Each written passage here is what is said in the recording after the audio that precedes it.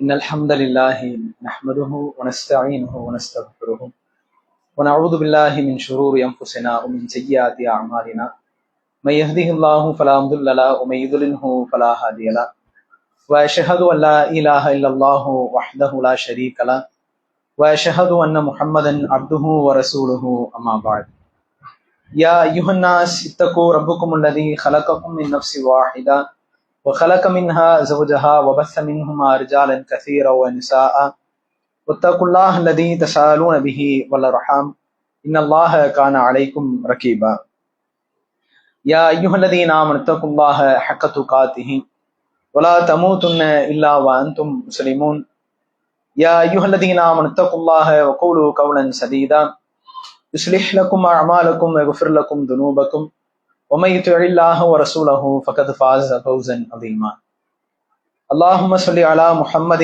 وعلى ال محمد كما صليت على ابراهيم وعلى ال ابراهيم انك حميد مجيد اللهم بارك على محمد وعلى ال محمد كما باركت على ابراهيم وعلى ال ابراهيم انك حميد مجيد.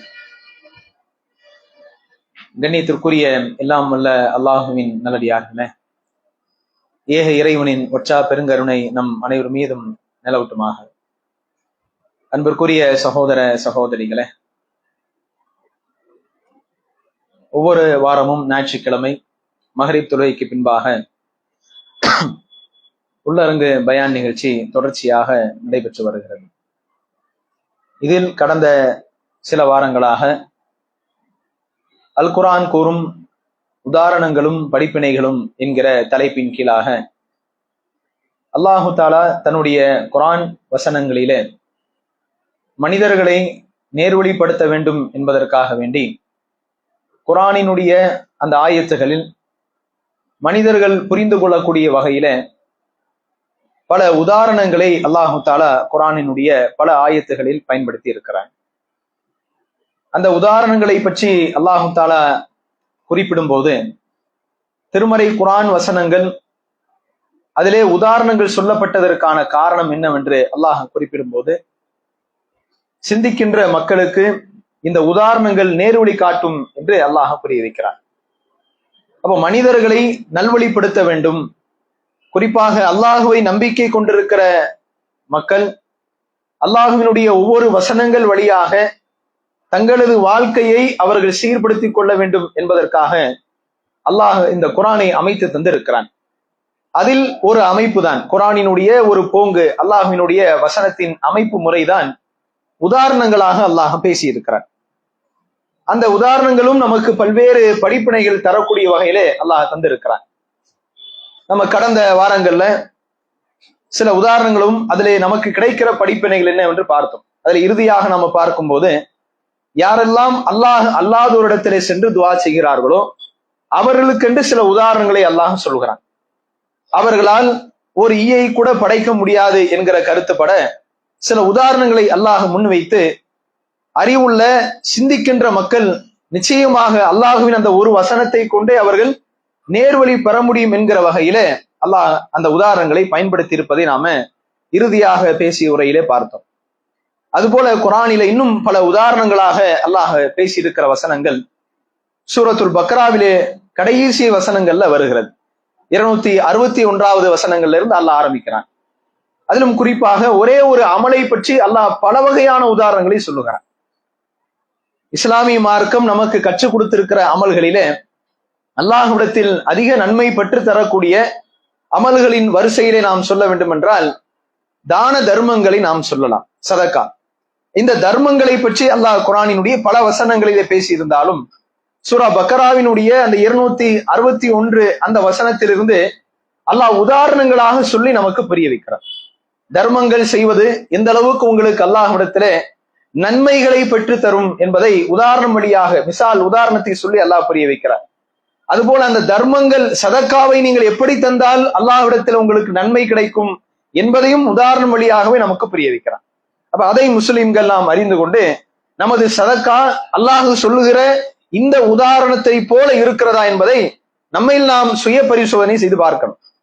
அல்லாஹு தஆலா குர்ஆனிலே சொல்லுகிறான், மஸலுல்லதீன யுன்ஃபிகூன அம்வாலஹும் ஃபீ ஸபீலில்லாஹி கமஸலி ஹப்பத்தின் தங்களினுடைய செல்வங்களை அல்லாஹ்வினுடைய பாதையில தர்மம் செய்கிறார்கள். எப்படி தர்மம் செய்கிறார்கள்? அல்லாஹுக்காக தங்களுடைய இந்த சதக்கா இருக்கணும்னு கொடுக்கிறாங்க.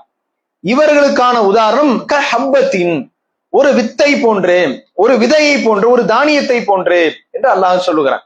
சொல்லிவிட்டு தொடர்ந்து பேசுகிறான். அந்த தானியம் எப்படி இருக்கும்? அந்த வித்திலிருந்து என்ன உலகத்துல மனிதர்கள் பலனை எதிர்பார்ப்பார்கள். அம்பத்தத் சபா சனாபில, அதிலிருந்து 7 கதிர்கள் முளைத்து வரும். ஒரு விதைய மனுஷன் பூமியில போட்டானா அது வெறுமனே ஒரே ஒரு கதிர் மட்டும் அதுல இருந்து வராது. அது 7 கதிர்களாக அவை பிரிந்து வெளியே வளர்ந்து வரும். அந்த ஒவ்வொரு கதிரிலும் ஃபி குல்லி சும்புலத்தின் மீயத்த ஹப்பா, ஒவ்வொரு கதிரிலும் 100 வித்துக்களை அது மீண்டும் உருவாகி மனிதர்களுக்கு தரும். இதுதான் மனிதர்கள் அல்லாஹ்வின் பாதையில கொடுக்கிற தர்மத்திற்கு உதாரணமாகும் என்று சொல்லி அல்லாஹ் தஆலா சொல்லுகிறான். இறுதியாக அந்த வசனத்தை முடிக்கும் போது வல்லாஹு யுலாயிஃபு லிமை யஷா, அல்லாஹ் தான் நாடியோருக்கு மேலும் பன்மடங்காகவும் கொடுக்கிறான். வல்லாஹு வாசியுன் அலீம், அல்லாஹ் தஆலா விசாலமானவன், அவன் அறிந்தவன் என்று அல்லாஹ் குறிப்பிடுகிறான். இப்ப இந்த வசனத்துல, இந்த ஆயத்தில் அல்லாஹ் தஆலா சதக்கா, ஒருத்தர் சதக்கா கொடுக்கிறார் அல்லாஹ்வின் பாதையில், ஃபீ சபீலில்லாஹ், அல்லாஹ்வின் பாதையில தர்மம் கொடுக்கிறார். இவருக்கு அல்லாஹ் தஆலா எப்படி நன்மை எழுத போகிறான் என்றால் அதற்கு அல்லாஹ் உதாரணத்தை சொல்லி புரிய வைக்கிறான். ஒரு மிசால சொல்றான். என்ன மிசால், என்ன உதாரணம்? ஒரு வித்து, ஒரு விதையை நீங்கள் பூமியிலே நீங்கள் நட்டி வைத்தால், புதைத்தால் அது எப்படி பன்மடங்காக பெருகுமோ, 7 கதிராக வந்து அதிலிருந்து ஒவ்வொரு கதிரிலும் எப்படி 100 வித்தை மீண்டும் அது முளைக்க செய்யுமோ, அது மாதிரிதான் உங்களுக்கு அல்லாஹ் தஆலா நீங்கள் கொடுக்கிற ஒவ்வொரு சதக்காவிற்கும் 700 மடங்கு அளவுக்கு ரப்புல் ஆலமீன் அவன் உங்களின் தர்மத்திற்கான சவாபை, நன்மை எழுத போகிறான் என்று அல்லாஹ் புரிய வைக்கிறான். அல்லாஹ் எப்படி நமக்கு பாடம் நடத்துறான் பாருங்க. நீங்க கொடுக்கக்கூடிய ரூபாய் 1 ரூபாயாக இருந்தால், 10 ரூபாயா இருந்தால், 100 ரூபாய் இருந்தா அது அப்படியே நம்ம கணக்கு போட்டுக்க வேண்டியதான். அல்லாஹ் சொல்லக்கூடிய இந்த உதாரணத்தை வைத்து 700 மடங்காக அதற்குரிய நன்மை இருக்கும். அதோடு அல்லாஹ் முடிக்கல. அல்லாஹ் ரஹ்மான், அவன் விசாலமானவன். அல்லாஹ் அதையும் சேர்த்து சொல்கிறான். இருந்தாலும் சிலருடைய தர்மங்களுக்கு நாம் மென்மேலும் பன்மடங்காக 700 மடங்கையும் தாண்டி அவர்களுக்கு நாம் தருவோம் என்று அல்லாஹ் தஆலா இந்த உதாரணத்தை புரிய வைக்கிறார். இப்ப முஸ்லிம்கள் நம்முடைய அமல்கள்ல இந்த சதக்கா என்பது மிக முக்கிய இடத்தில் இருக்கிறது. நாம கொடுக்கக்கூடிய தர்மங்களுக்கு அல்லாஹ்விடத்துல எல்லை இல்லாத நன்மை நாம் நினைத்தால், அல்லாஹ் நாடினால் பெற முடியும் என்பதை இந்த வசனத்தின் வழியாக அல்லாஹ் நமக்கு புரிய வைக்கிறார். அடுத்து அல்லாஹ் இந்த குர்ஆனினுடைய வசனத்துல அடுத்த ஆயத்துல பேசும்போது, ஆனா சில விஷயங்களை நீங்க கவனிக்கணும்னு இன்னொரு எச்சரிக்கையும் அல்லாஹ் நமக்கு புரிய வைக்கிறான். அல்லதீன யுன்ஃபிகூன அம்வாலஹும் ஃபீ சபீலில்லாஹ், தங்களின் செல்வங்களை அல்லாஹ்வினுடைய பாதையில தர்மம் செய்யக்கூடிய மக்கள் 2 மட்டும் நீங்க பின்தொடர்ந்து செஞ்சிடாதீங்க. என்ன 2? சும்மலா யுத்பியூனமா அன்ஃபகு மன்னவு வலா அதன், அவர்கள் அதற்கு பிறகு அல்லாஹ்வுடைய பாதையில் தர்மத்தை கொடுத்துட்டு அவங்க என்ன செஞ்சிருக்க கூடாதுன்னா, சொல்லி காட்டவும் கூடாது, தொல்லையும் தரக்கூடாது. இது இல்லாம நீங்க தர்மம் செஞ்சிட்டீங்கன்னா லஹும் அஜ்ருஹும் இன்த ரப்பிஹிம், அவர்களுக்கு அல்லாஹ்விடத்துல மிகப்பெரிய கூலி இருக்கு. இந்த 2 இருக்கணும். இந்த 2 இல்லாம உங்களுடைய சதக்கா இருக்கணும் அப்படின்னு அல்லாஹ் சொல்லிட்டு அவர்களுக்கு தான் மிகப்பெரிய சவாப் உண்டு. மேலும் வலா ஹவுஃபுன் அலைஹிம் வலாஹும் யஹ்ஸனுன், அவர்களுக்கு எந்த பயமும் இல்லை, அவர்களுக்கு எந்த கவலையும் நாளை மறுமையிலே இருந்து விடாது. அப்ப ஒரு சதக்காவையும் கூட, அந்த அமலையும் கூட அல்லாஹ் தஆலா பல மடங்காக நன்மை தரப்போகிறான் என்கிற உதாரணத்தை சொல்லிட்டு ஈமான் கொண்ட மக்களுக்கு ஒரு அறிவுரை சொல்லுகிறான், ஒரு எச்சரிக்கை அங்கே முன்வைக்கிறான். உங்களின் தர்மங்கள் இறைவனுடைய பாதையிலே நீங்கள் கொடுத்தாலும் கூட 2 மட்டும் செஞ்சிடாதீங்க, சொல்லியும் காட்டாதீங்க, தொல்லையும் கொடுக்காதீங்க. இந்த 2 இல்லாமல் உங்களின் தர்மங்கள் இருந்தால்தான் உங்களுக்கு வலகும் அஜ்ருன், அவர்களுக்கு அதிகமான எல்லை இல்லாத நன்மை கிடைக்கும் என்று அல்லாஹ் தஆலா புரிய வைக்கிறான். கடைசியாக அந்த உதாரணத்தோடு அல்லாஹ் அந்த வசனத்தை முடிக்கிறான்.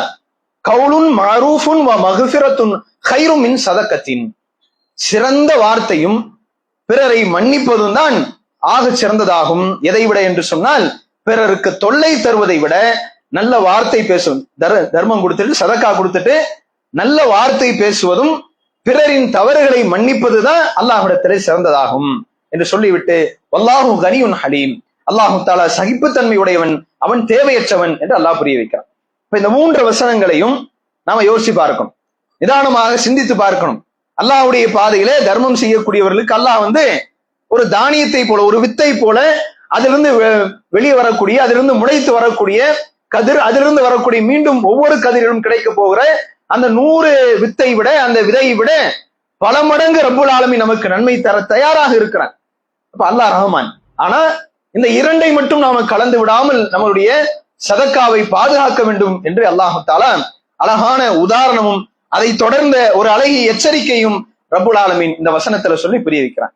இப்ப நமது தர்மங்கள், நமது சதக்காக்கள் அல்லாஹ் சொல்வதை போல நாம கொடுத்து கொண்டிருக்கிறோமா என்பதையும், அல்லாஹ் எதை கூடாது என்று சொல்கிறானோ அது இல்லாமல் நமது தர்மங்கள் இருக்கிறதா என்பதையும் நாம யோசித்து பார்க்கணும்.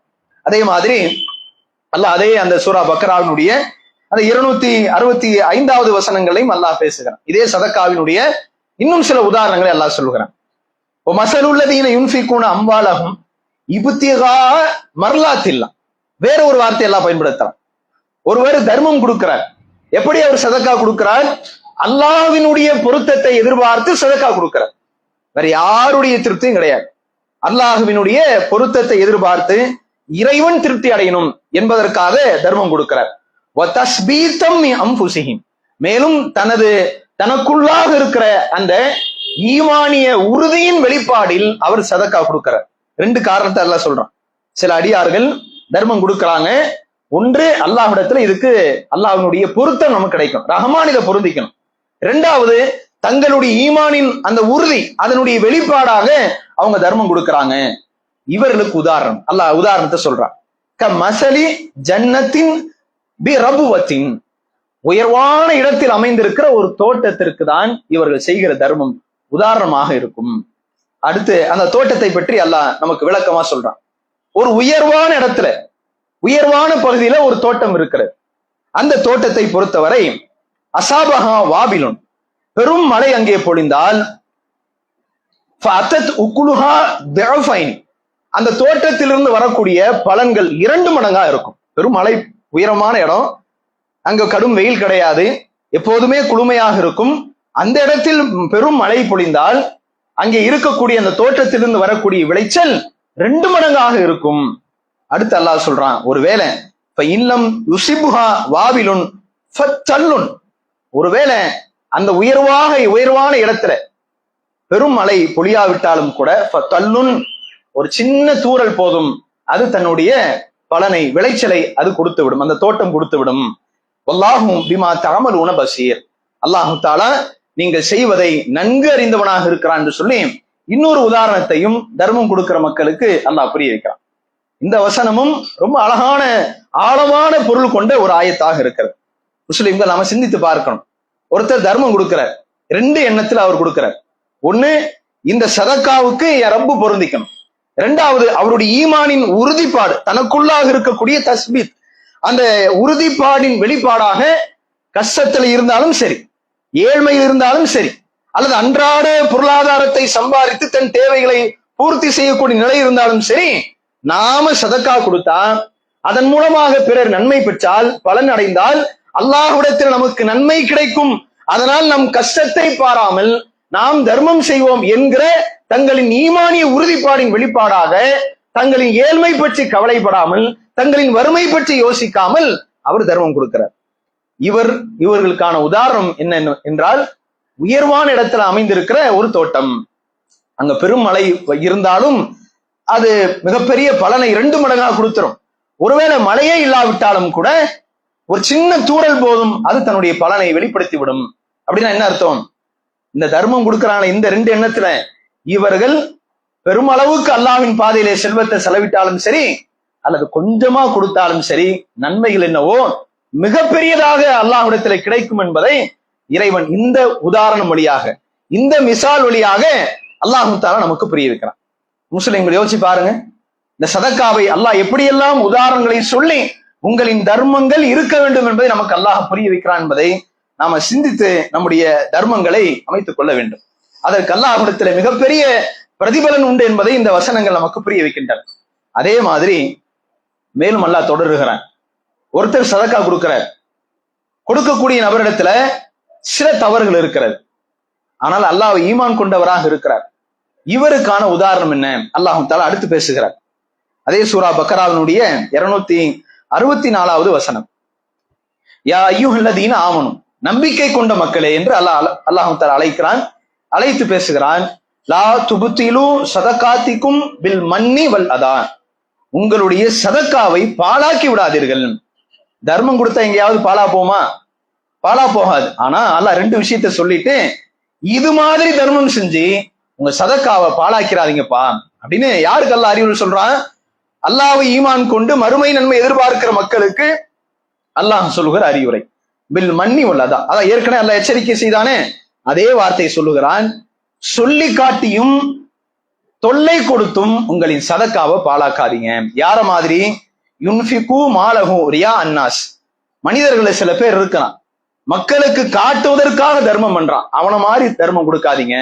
மேலும் வலா யுமினு பில்லாஹி வல் யௌமில் ஆஹிர், அல்லாஹ்வையும் மறுமையும் நம்பல, துன்யாவுல உலகத்துல தனக்கு பேரு கிடைக்கணும், உலகத்துல 4 பேர் என்ன பாராட்டணும், சில பேர் செல்வத்தை கொடுத்துக்கிட்டு இருக்கிறானே, பணத்தை தர்மமா கொடுக்கிறானே, இவன மாதிரி நீங்கள் என்ன செஞ்சிடாதீங்க, பிறருக்கு காட்ட வேண்டும் என்பதற்காக தர்மம் செஞ்சு அதில் அந்த தர்மத்தை கொடுத்த பிறகு சொல்லி காட்டி அதற்கு பிறகு தொல்லையும் கொடுத்து உங்களின் சதக்காவை பாழாக்கி விடாதீர்கள் என்று அல்லாஹ் எச்சரிக்கை செய்கிறான். சொல்லிட்டு அதுக்கு அடுத்து மீண்டும் ஒரு உதாரணத்தை அல்லாஹ் சொல்றான். அல்லாஹ் மனிதர்களை, குறிப்பாக அல்லாஹ்வை நம்பிக்கை கொண்ட மக்களை எப்படி பண்படுத்தலாம் பாருங்க. இதே இந்த அறிவுரை சொன்னாலே போதுமானதானே? அல்லாஹ் மீண்டும் ஒரு உதாரணத்தை சொல்றான். இப்படி நீங்க தர்மம் செஞ்சிட்டீங்கன்னா உங்களுக்கு இதுதான் நடக்கும் அப்படின்னு ஒரு உதாரணத்தை வழியா புரிய வைக்கிறான். எப்படி? கமஸலி ஸஃப்வான் அலைஹி துராபுன் ஃபஅஸாபஹு வாபிலுன் ஃபதரக்கஹு ஸல்தா, இவர்களுக்கான உதாரணம் என்ன தெரியுமா? வழுக்கு பாறையை போல. அதிலே மிகப்பெரிய மழை பொழிகிறது, ஆனால் அந்த மலையின் மீது எதுவுமே மிஞ்சி இருக்காது. அந்த பாறையின் மீது, அந்த வழுக்கு பாறையில பெரும் மழை பெய்கிறது, அவ்வளவு மழை கொட்டுது. இப்ப கூட நம்ம பார்த்திருக்கோம், 2-3 நாளா மழை பெஞ்சுக்கிட்டே இருக்கு. மழை எங்க தேங்கும்? தண்ணி எங்க இருக்கும்? நல்ல பள்ளமான பகுதிகளை தண்ணீரை அதிகமா உறிந்து கொள்ளாத இடங்கள்ல தண்ணி தேங்கி இருக்கும். இந்த உதாரணத்தை எல்லாம் என்ன சொல்றான்? வழுக்கு பாறைன்னு பயன்படுத்துறான். பொதுவாக கல்லுக்குள்ளாக தண்ணி போகுது என்பதே ஆச்சரியம், அதிசயமானதுதான். மிக அதிகமான ஒரு சக்தியோட மழை பொழிந்தா பாறை உடையும், தொடர்ந்து அந்த தண்ணி போயிட்டு இருந்தா பாறைகள் உடைச்சு, அது மலைகள் உடைச்சு கல்லா மாறும். ஆனா வழுக்கு பாறை, அதுல எப்படி போய் தண்ணி உள்ள போய் தேங்குமா? அந்த வழுக்கு பாறை தண்ணியை உறிஞ்சு வைக்குமா? கண்டிப்பா இல்ல. அல்லாஹ் உதாரணத்தை சொல்றான். இவர்களுக்கு உதாரணம் என்ன தெரியுமா? வழுக்கு பாறை போல. அதுல மிகப்பெரிய மழை பொழிந்தாலும் அது எதுவுமே அது தேக்கி வைக்காது, கட்டாந்தரையா தான் இருக்கும் என்று சொல்லி அல்லாஹ் தஆலா இவர்களுக்கு உதாரணத்தை சொல்றான். யாருக்கு? அல்லாஹ்வை நம்பிக்கை கொண்ட நிலையில் பிறருக்கு காட்ட வேண்டும் என்பதற்காக சதக்கா கொடுக்கிறவங்க, அல்லது சதக்கா கொடுத்துட்டு தர்மம் கொடுத்துட்டு சொல்லி காட்டக்கூடியவங்க, அல்லது தர்மம் கொடுத்துட்டு தொல்லை தரக்கூடியவர்களாக யார் இருக்கிறார்களோ இவர்களின் தர்மத்திற்கு இவர்கள் எவ்வளவு ரூபாய் அல்லாஹ்விடத்துல, அல்லாஹ்வின் பாதையில கொடுப்பதாக இவர் நினைத்து கொண்டாலும் ஆகிரத்துல போய் நிற்கும் போது வழுக்கு பாறையில மழை பெய்ந்தால் அந்த பாறைக்குள்ளாக எப்படி தண்ணி தேங்காதோ அது மாதிரி அல்லாஹ்விடத்துல எந்த சவாபும் இல்லாமல் இருக்கும். ஏன்னா இவன் உலகத்துல தான் எதிர்பார்த்தான், அதனால அல்லாஹ்விடத்துல எந்த நன்மையும் கிடைக்கா என்று சொல்லிட்டு அல்லாஹ் தஆலா அந்த வசனங்களை முடிக்கிறான். லா யக்திரூன அலா ஷையும் மிம்மா கஸபும், இவர்கள் செய்த எந்த ஒன்றும் அதற்கான பலனை அடைய மாட்டார்கள் என்று சொல்லிவிட்டு இறுதியாக அல்லாஹ் முடிக்கிறான். வல்லாஹு லா யஹ்தில் கௌமில் காஃபிரின், நிச்சயமாக அல்லாஹ்வை மறுக்கக்கூடியவர்களுக்கு அவன் நேர்வழி காட்ட மாட்டான் என்று அந்த வசனத்தை அல்லாஹ் எச்சரிக்கையாக சொல்லி முடிக்கிறான். அப்ப இதுவும் தர்மத்தை அடிப்படையாக கொண்ட ஒரு உதாரணம். அல்லாஹ் திரும்ப திரும்ப நமக்கு சொல்லுகிற பாடம் என்ன?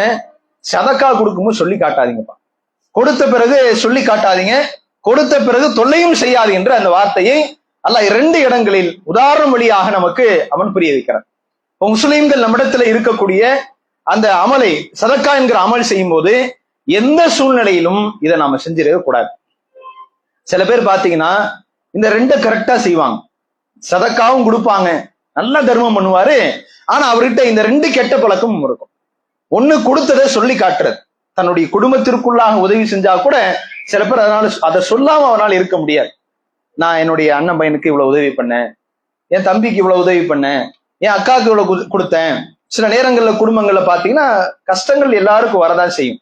அப்ப நமக்கு அல்லாஹ் பொருளாதாரத்தை கொடுப்போம், நாம உதவி செய்வோம். செஞ்ச உதவியை சொல்லி காட்டலாமா? சொல்லி காட்டக்கூடாது. எந்த சந்தர்ப்பத்திலும் அதை சொல்லும் போது யார் நம்மிடத்திலே அந்த பொருளாதாரத்தை பெற்றார்களோ அது அவர்களுக்கு எவ்வளவு பெரிய மன சங்கடத்தை ஏற்படுத்தும், அவருடைய சுயமரியாதை அது எவ்வளவு பாதிப்பை ஏற்படுத்தும். நம்ம அண்ணன் நம்பி வாங்கணுமே, 4 பேருக்கு முன்னால சபையில ஒப்படைச்சிட்டா சொல்லிட்டாரு. நம்ம அக்கா தங்கச்சின்னு சொல்லி வாங்கணுமே. சில நேரங்களில் திருமணங்களின் நிக்காவின் போது பாத்தீங்கன்னா வசதியாக இருக்கக்கூடிய தன்னுடைய சொந்தக்காரங்கிட்ட தன்னுடைய குழந்தைக்காக தன்னுடைய பெண் பிள்ளைக்காக என்ன பண்ணுவாங்க, செயின்லாம் வாங்கி போடுவாங்க. சில பேர் கடனா கைமாத்தா வாங்குவாங்க. ஏமா நிக்கா முடிகிற வரையும் என் பொண்ணுக்கு எந்த நகையும் இல்ல, கழுத்தில் தொங்குறது எதுவும் இல்ல, உன் பொண்ணுக்கு தான் இருக்கேன், பொண்ணு குடுமா, நான் நிக்காலாம் முடிச்ச பிறகு கூட தரேன்னு சொல்லி சில பேர் கைமாத்தா வாங்குவாங்க. அதை கூட சொல்லி காட்டுறது. இவங்கிட்ட ஒண்ணும் கிடையாது, அது ஏன் பொண்டாட்டியுடைய செயின் தான், அந்த பொண்ணு ஏன் என்னுடைய தம்பிக்காரன் போட்டிருக்கிறான், அவனுடைய மகளுக்கு போட்டிருக்கான் அப்படின்னு சொல்லிடுறது. நீ கொடுத்தே பாய்தா இல்லை, நன்மை இல்லை, கொடுக்காம இருந்திருக்கலாமே.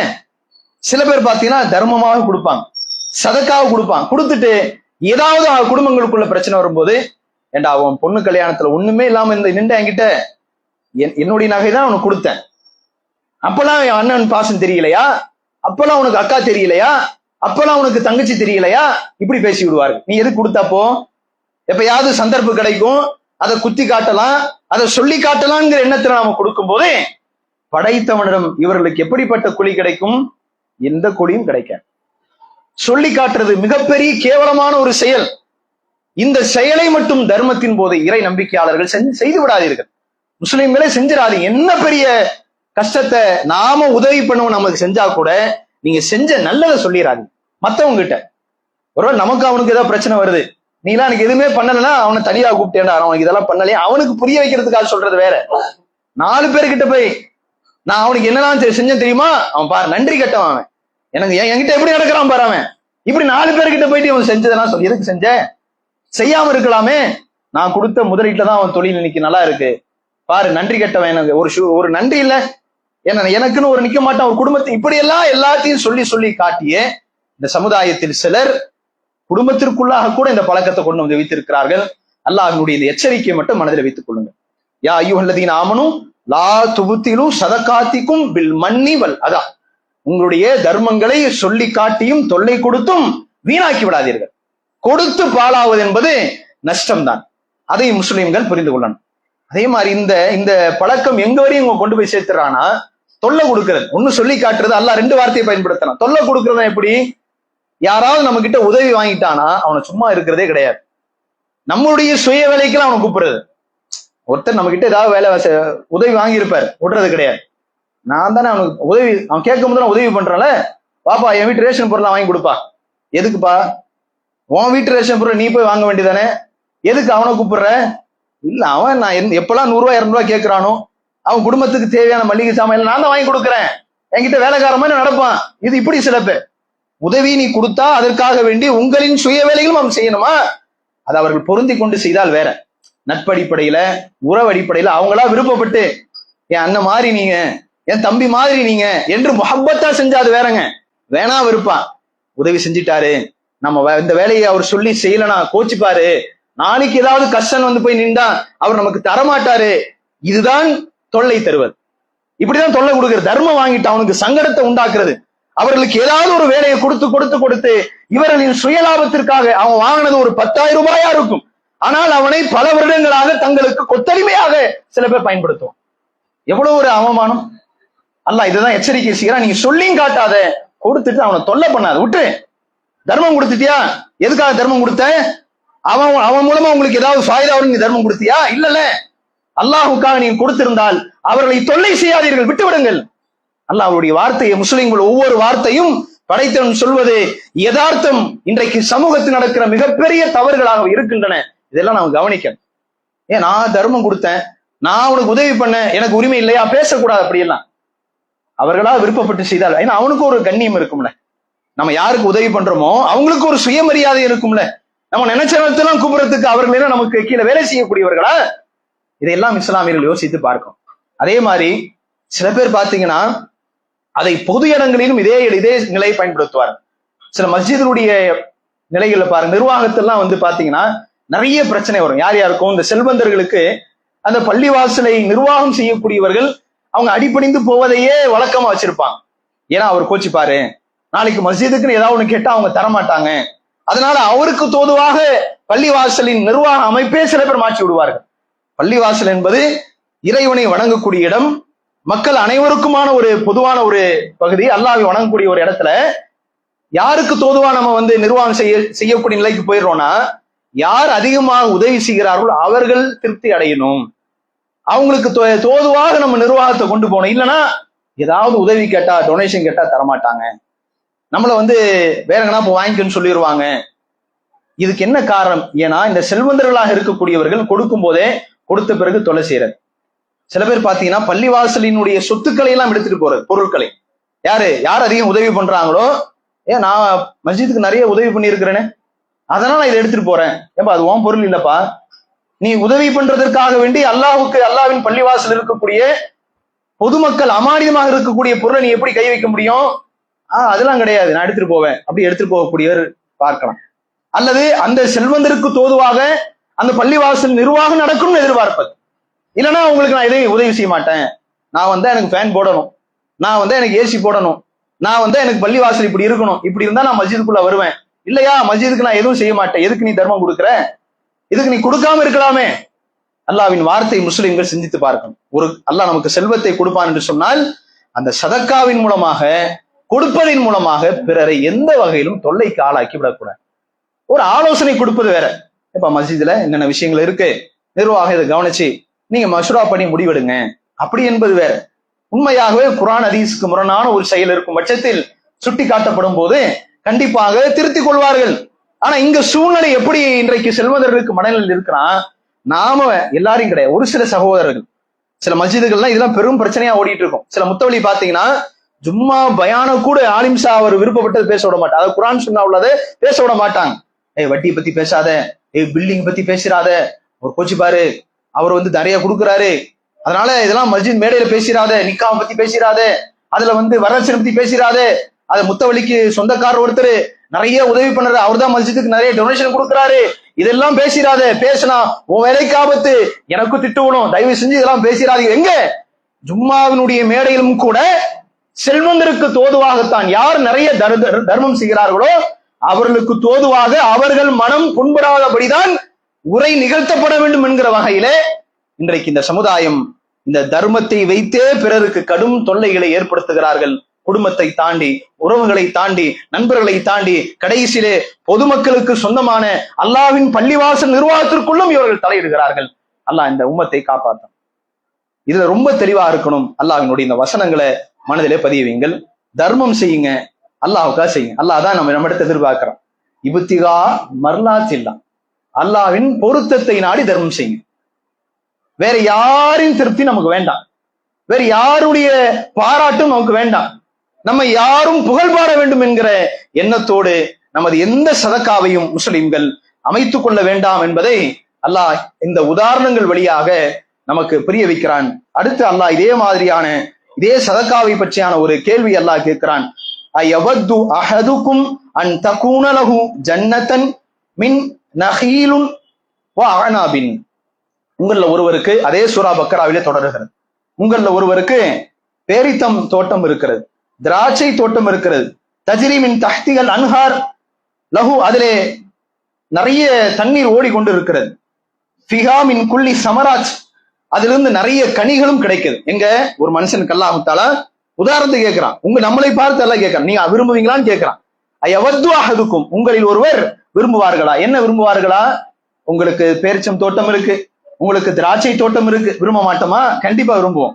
அதுக்கு கீழ்ப்பகுதிகளிலே அதுல நிறைய தண்ணி இருக்கு, நிறைய மகசூல், நிறைய விளைச்சல் வருது. இதை சொல்லிட்டு அடுத்த சில கேள்விகளை எல்லாம் கேட்கிறான்.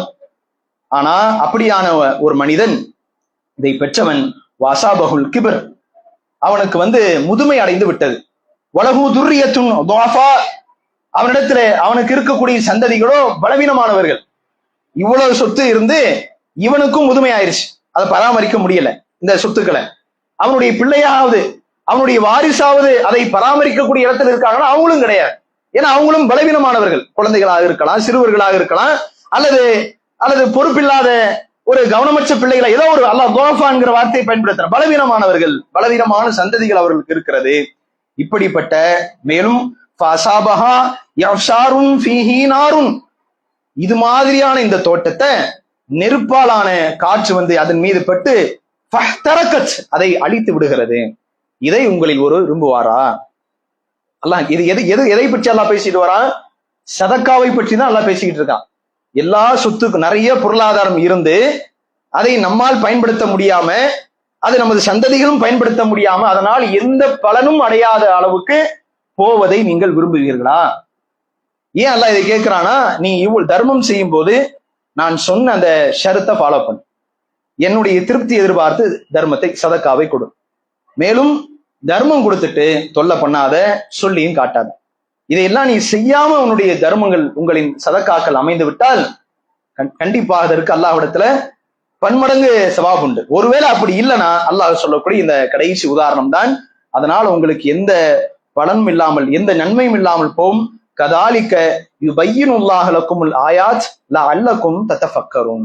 இவ்வாறே அல்லாஹு தஆலா தனது வசனங்களை உங்களுக்கு தெளிவுபடுத்துகிறான். எதற்காக தெரியுமா? நீங்கள் லஅல்லக்கும் தத்தஃபக்கரும், சிந்திக்க வேண்டும் என்பதற்காகத்தான் இந்த உதாரணங்கள் உங்களுக்கு இங்கே சொல்லப்படுகிறது என்று அல்லாஹு தஆலா தர்மங்களை பற்றி இத்தனை வகையான உதாரணங்களும் அறிவுரைகளையும் சொல்லி தன்னுடைய அந்த வசனங்களை அல்லாஹ் முடிக்கிறான். முஸ்லிம்கள் இங்கே சொல்லப்பட்டிருக்கிற சதக்காவை பற்றியான அந்த விஷயங்களை, உதாரணங்களை நிதானமாக சிந்தித்து பார்த்து, நமக்கு அல்லாஹ் ஹயாத்தை கொடுக்கிற வரையும், நமக்கு அல்லாஹ் செல்வத்தை கொடுக்கிற வரையும் நம்ம எல்லாரும் தர்மம் சிந்தனை உள்ள நல்மக்களாக நம்ம பலர் இருப்போம். சதக்காவை கொடுப்போம்.